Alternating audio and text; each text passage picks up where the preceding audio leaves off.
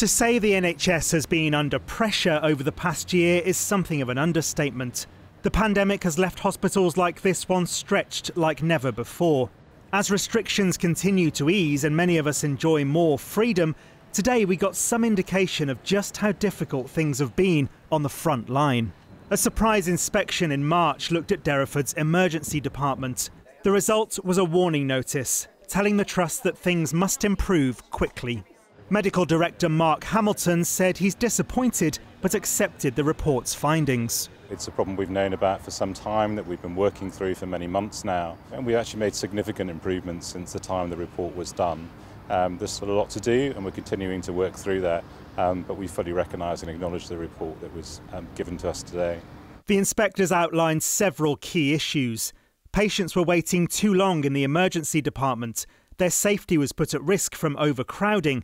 People suffering from mental health crises were not always seen quickly enough or in an appropriate setting, and there were not enough staff to cope with demand.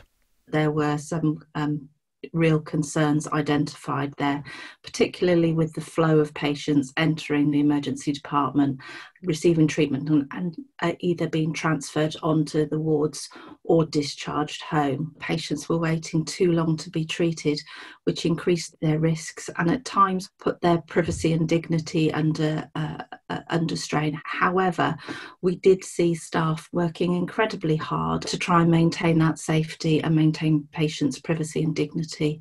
There is a theory that the reason the emergency department is so busy is because people are struggling to get face-to-face appointments with their local GP.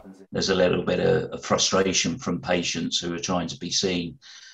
Primary care services can't get through and they may be appearing at ED. We shouldn't forget that we've been living in a pandemic, and the emergency department is also the regional major trauma centre, so it's probably more busy than a normal emergency department in a normal trust would be.